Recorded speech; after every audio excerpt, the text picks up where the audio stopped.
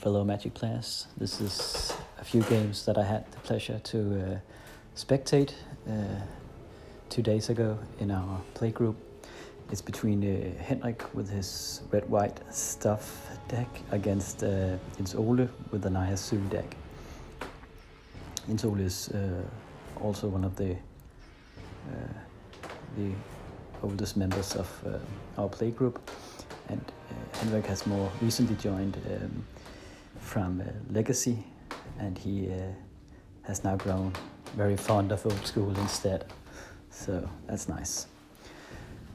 So Jesper starts out strong. Jens Ole starts out strong with a couple of Moxen and a Sylvan Library, but this is immediately countered by Henrik's Disenchant. So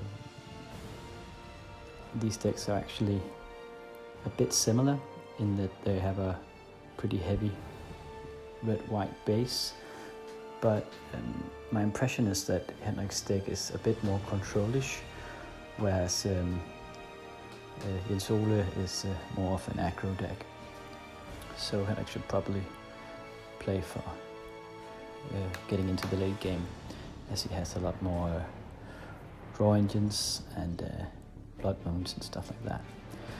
But so far his attempts at getting books out has been thwarted. First with the Disenchant, and now Jens Ole is denying him some of his red mana with a Strip Mine.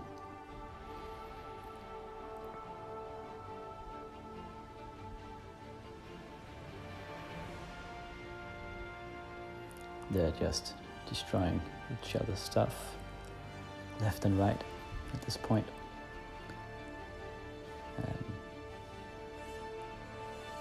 It's funny because in a way I believe white is like the most destructive color in the format, even though it's usually thought of as this pacifist color.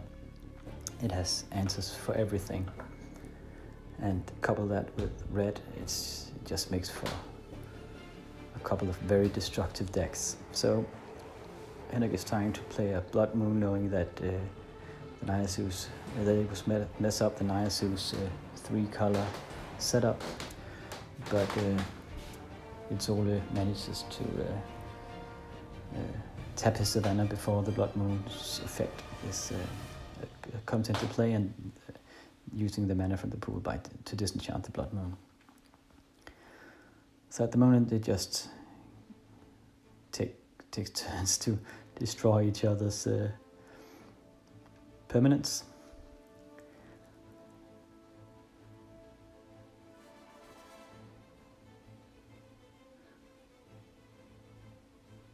And there comes the nuke. This is incredible. Okay, so we start from scratch here. Jens Ole seems to be a bit mana screwed, but at least he has the green Moxen.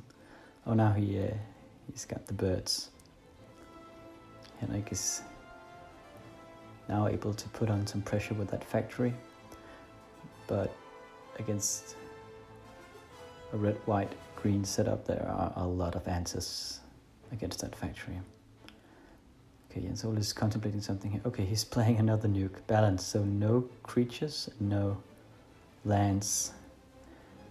I remember Henrik was asking if he could activate the factory and thereby making it a creature, and if it would survive, but my impression at least is that it still counts as a land, so it would still be removed when lands are counted.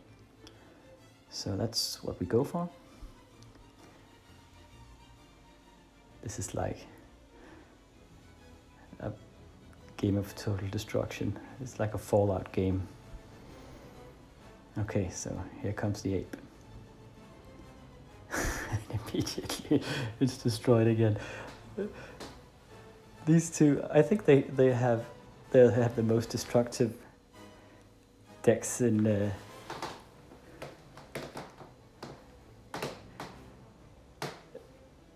our group. They have more answers per permanent than they play than any other decks in our group. So it's kind of fun watching them square off like this. It's just nothing survives for more than a turn. Okay, so here they have to discard their entire hand, remove all creatures, and Sola has to choose which lands he'll keep. He opts for the Tyke and the Plateau. I think that's the best play here as well. He needs to keep on the pressure, because if he stabilizes, he will slowly get a card advantage and just control the pace of the game.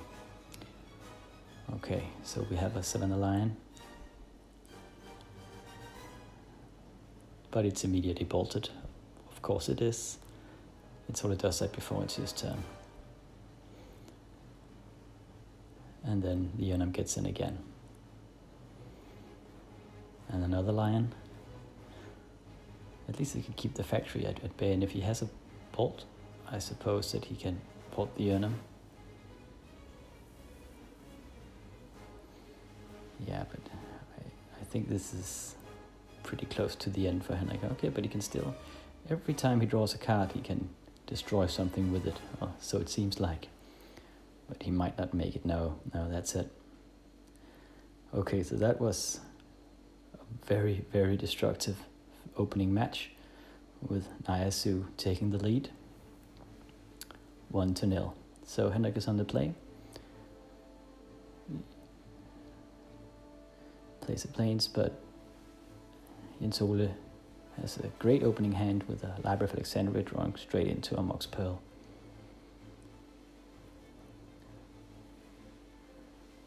This is very dangerous to have a Naya that can draw 2 cards each turn, and then supposedly drop a very cheap creature each turn like this. But at least we know that Henrik has the answers, and he probably has something to destroy that lower with, I'd imagine. Oh, okay. Henrik seems to be a bit in mana trouble here. With only 2 lands, that leaves out Blood Moon and leaves out Stone Rains. And he's still mana screwed. Uh-oh. He has to discard now. Okay. So this seems like a very strong match for Jens Ole as well. Coming out with a Serra Angel, but if there's one thing red and white decks can do, it's its ability to there comes the Stone Rain immediately when you do the 3rd land. But its ability to actually defend itself quite nicely with only 1 or 2 lands, just because the destructive capabilities are so good. So the factory comes in for a swing, first damage here.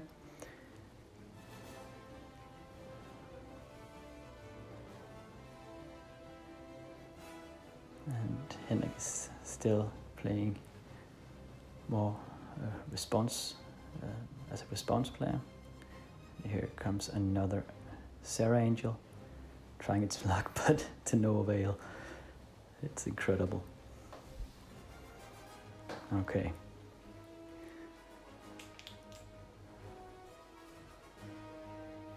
So a City of Brass for Henrik. He's now in the game.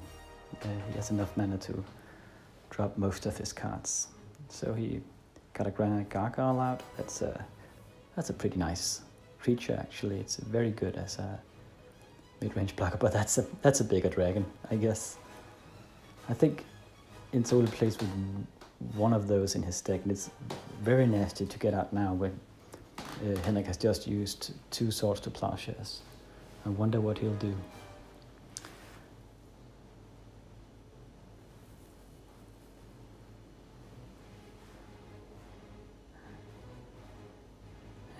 Henrik can't pump the Gargoyle enough to survive an attack from the Shivan if the Shivan breathes fire on it. So that's only a single turn's respite. And it's even, okay, yeah, it's gone. So this is very bad for Henrik. And here comes the big guy. Whoop, 8 damage. So I guess I can take one more of those, and then that's it. I wonder why Jens Ole doesn't use the City of Brass to use even more damage, or why he doesn't attack with the factory as well. Perhaps he wanted to sit back with a disenchant in hand, but he didn't use that on the sushi, so I'm not sure. Okay, this is just overkill, but I guess it's fine. I mean, Jens Ole knows that he can't remove it, so he just wants to solidify the victory. So that's 8 more damage, and Jens Ole gains 8 life. Mind you, if Jens Ole had attacked with the factory the round before, or just pumped the Shivan for 1 more damage, he could have just bolted Henrik now. Not that it will matter, probably, because, yeah, that's it. Very, very strong start from Jens Ole, drawing a turn 1 lower, and with Henrik being mana screwed, he could not answer it fast enough.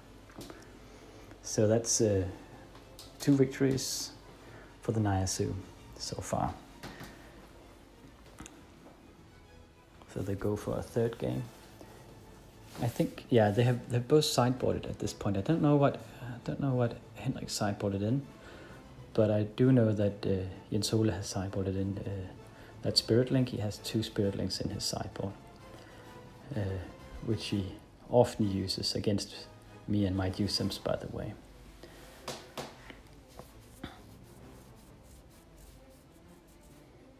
Oh, it's a turn 1 lower again.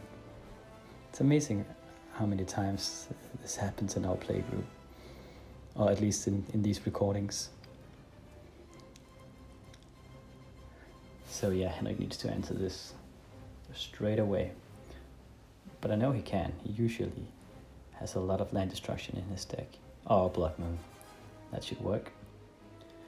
As a response, Jens Ole draws a card, and now he has mountains and a red Mox. So that's a lot of red mana, and not much else.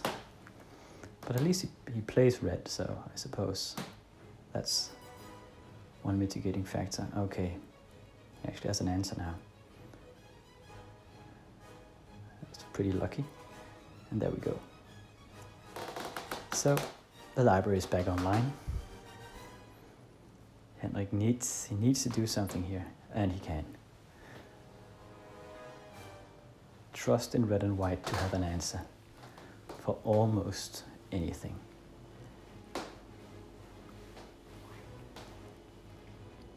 Okay, so Jens Ole's it's Jens Ole's turn to be a bit mana screwed here, dropping a Maze of Earth. He has a lot of colorless mana and can use the Sol Ring to do some damage with the factories. So, and there's another Blood Moon. I wonder if Henrik, after sideboard, has 4 Blood Moons in his deck.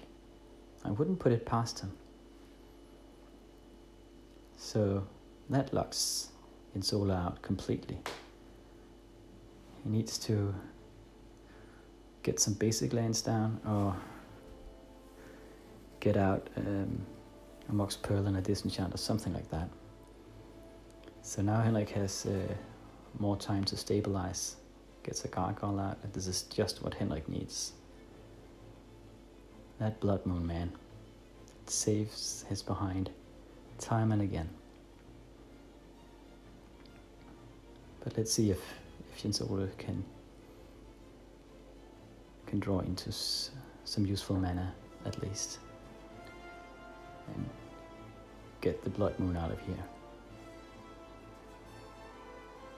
He's pondering something, at least.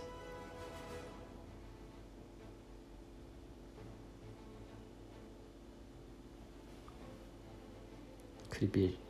No, not a Shivan Dragon. What could it be? Okay, he fireballs it with sufficient mana so that Henrik can't pump the Gargoyle's toughness.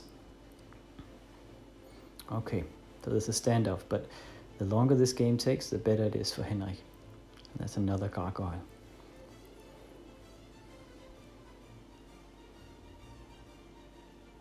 It's getting double bolted. And that's just enough so that Henrik can't save it by pumping mana into it. Okay. But Henrik just continues producing threats each turn. I suppose this one is the smallest one so far, but it's pretty difficult for Jens Ole to keep having answers for these when he's locked out of white. He can only have so much burn in his deck. So that's the first damage given by Henrik in this game. That's another dual land. Won't help him much.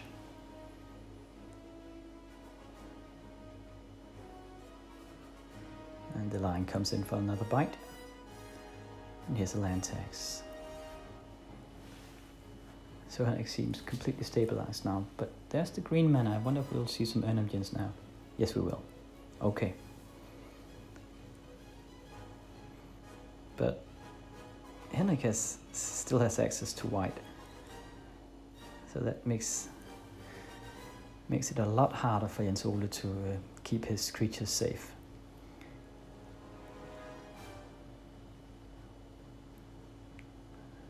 And another lion attack.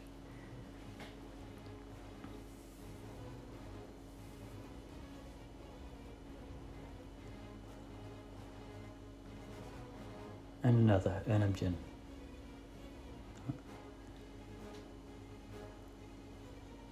Question is if Henrik can remove this one as well. It's very hard for these guys to actually get some attacks in because they have so much destruction.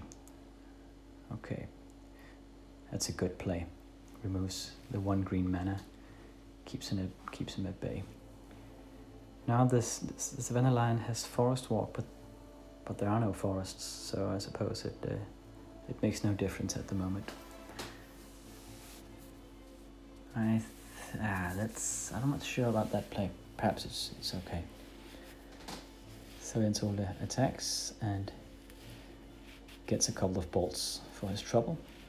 So now they're staring at each other again with just everything destroyed. I'd hate to be a creature in this game. Or to be just an inhabitant at one of those lands.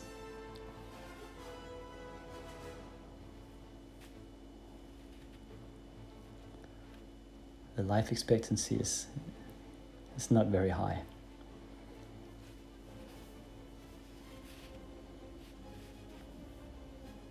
Yeah.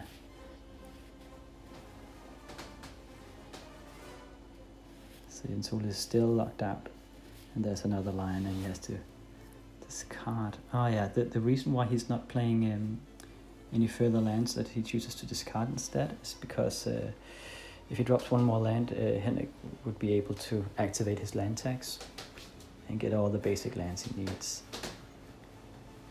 and also thin the deck. And Henrik uses a combo with a book where he can draw cards cheaply by discarding cards from hand, and the land tax comes in handy there if it's activated. So I think this is probably the correct play by Jens Ole. But that Blood Moon is just brutal. I mean, Jens Ole only has access to about a third of his deck at this point. Put up a valiant fight though by removing one of the Blood Moons, and just by getting a single green mana he had access to most of his big beaters. But yeah, this must be so frustrating for him. I know the feeling of sitting there with a Blood Moon locking you down. Okay. So Divine Offering on the Sol Ring and a disenchant in the mucks, perhaps trying to bait Jens Ole into playing more lands. I'm not sure. Okay, so he's discarding balance and source to plowshares. I suppose Jens Ole's hand is just full of answers at this moment. And a disenchant, and he can't use any of it. This is just brutal. It's like being in a lock, and Henrik is just pounding away. So yeah, that's it. Locked out by a Blood Moon is such a strong card. And so that's 2 for 1 between these hyper-destructive decks. After this match, it was my turn to try my best against the Naya Zoo. Jens Ole and I have played plenty of times before, but this is, I think, the first time we are playing while we record the game. And after those matches, the day after these games, I went to Aarhus for work. And after work, I met up with some of the guys from the play group down there and had some fun games with those guys that will be up shortly. But in general, I'd like to get some different games recorded, both from different play groups in order to diversify the decks played as much as possible. And I'd also like to record some games like this where I'm not participating myself. Again, just to keep things fresh and to see all the different kinds of weird interactions that can happen in Oldschool with all the different kinds of decks that are available. But up next is the mono black deck against the Naya Zoo. Thank you for watching.